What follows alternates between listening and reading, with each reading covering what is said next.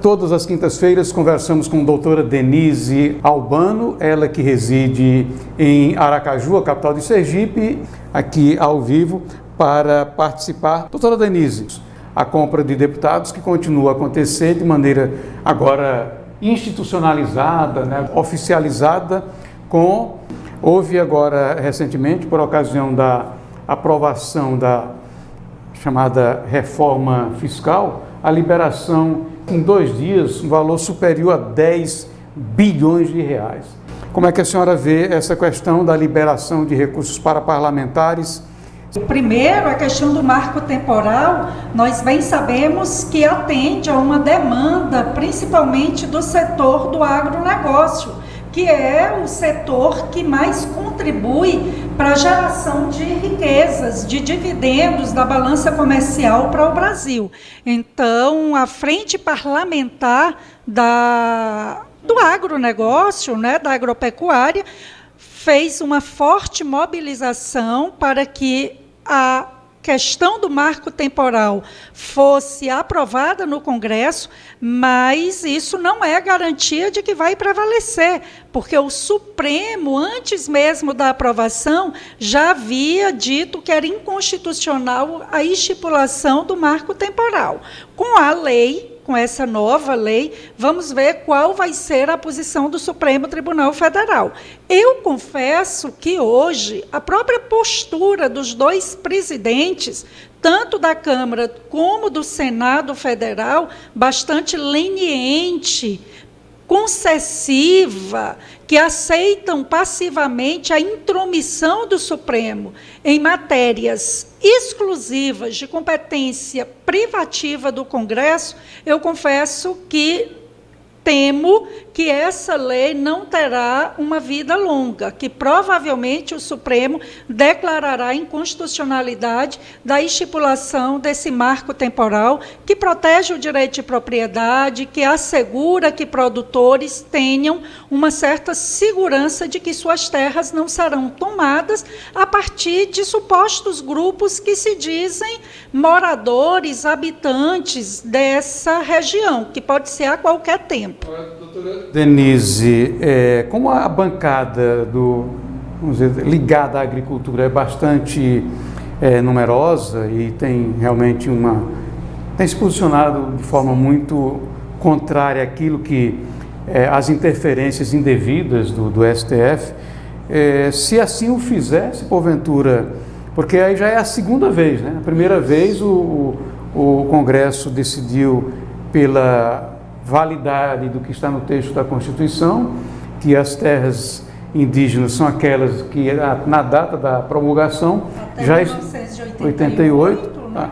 E depois houve essa intervenção, o Congresso se manifestou, o presidente Luiz Inácio vetou e o Congresso derruba o veto.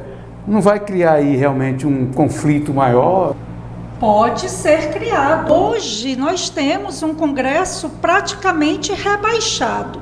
A casa que é mais representativa da população, porque é composta por diversos representantes eleitos em distintos estados, onde ali as leis são discutidas e aprovadas, hoje a vontade do Congresso, que é a casa representativa da vontade da soberania popular, numa democracia representativa saudável, as matérias exclusivas, privativas dos legisladores não devem ser objeto de intromissão de outros poderes, mas não é essa a realidade que a gente vê no país.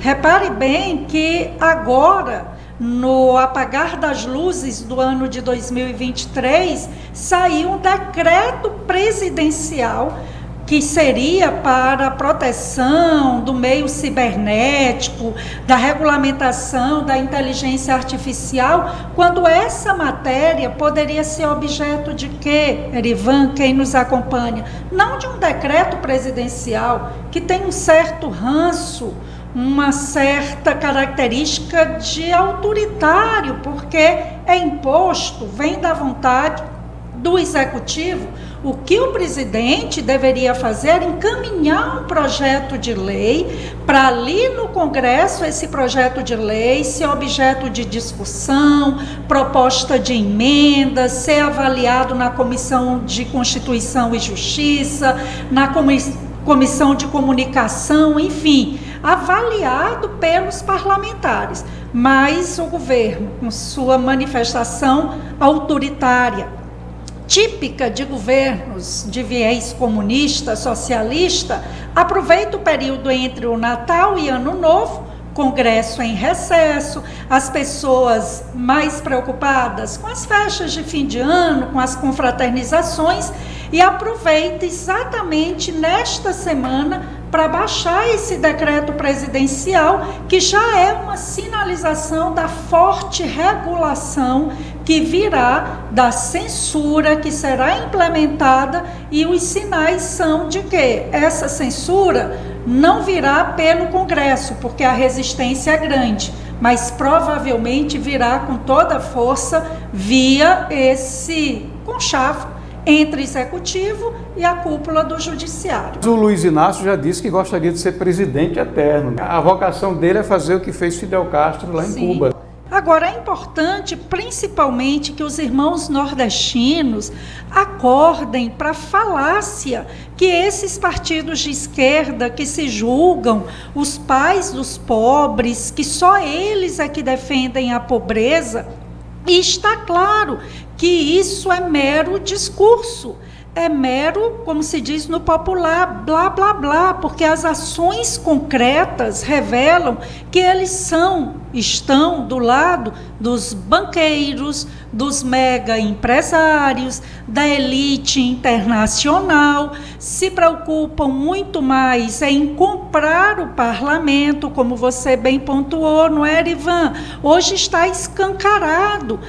Um dia libera 2 bilhões emendas para senadores e deputados. No fim do ano, mais 10 bilhões despejados aí nas mãos desses parlamentares. Então, para que mais mensalão? Eles já estão completamente aí livres para sair distribuindo dinheiro, muitas vezes sem a devida prestação de contas, e esse recurso, quem nos acompanha, quem aí nos dá a honra de estar nos acompanhando, esses 10 bilhões, esses 30 bilhões aí para a grande imprensa, para artistas, vai fazer falta para você em forma de quê? A inflação elevada, aumento de tributos, baixo investimento em saúde, segurança pública, infraestrutura, porque se falta o remédio lá no hospital, no posto de saúde, se seus filhos não recebem o material escolar a tempo, tenha certeza que isso decorre exatamente porque os recursos públicos que deveriam estar sendo aplicados em saúde, educação, segurança pública, estão sendo desviados para a compra de apoio parlamentar e para a gastança desenfreada com viagens internacionais, com luxos, que hoje a gente percebe que é em que mais se destaca o casal Lula e Janja. Viagens, luxo, gastança, é essa a realidade. E continua com o discurso mentiroso de que defendem as pessoas empobrecidas, né? Os comunistas, tipo Luiz Inácio, eu ouvi alguém falando isso, gostam tanto de pobres que quando eles assumem o poder, aumenta o número dos empobrecidos, né? Aumenta a situação de pobreza. Porque eles querem criar um povo cada vez mais dependente, que eles deem migalhas e as pessoas ainda assim se sintam agradecidas. A Margaret Thatcher, se não me falha a memória, ela dizia: a melhor política pública que existe para dar dignidade a uma pessoa, para dar dignidade a uma família, é o emprego. Um emprego com bom salário é a melhor política pública. Então, quando eles atacam o agronegócio, que gera recursos, emprega a população, quando mais de 700 mil empresas fecham, quando elevam a carga tributária, que inviabiliza os pequenos negócios, gera um desemprego enorme e a população empobrecida fica aí a depender das migalhas que o Estado pode lhe dar. E isso é, como você bem pontuou, a esquerda ela é prodigiosa se há uma área em que ela é competente, é em gerar pobreza. Basta olhar a realidade de Cuba, basta olhar a realidade da nossa vizinha Venezuela, e essa é a grande conquista que marca os governos de esquerda pelo mundo. Uma elite enriquecida, banqueiros, uma elite política cada vez mais rica, os amigos empresários próximos do governo, cada vez mais concentrando poder, e a população, classe média e classe baixa, cada vez mais empobrecida.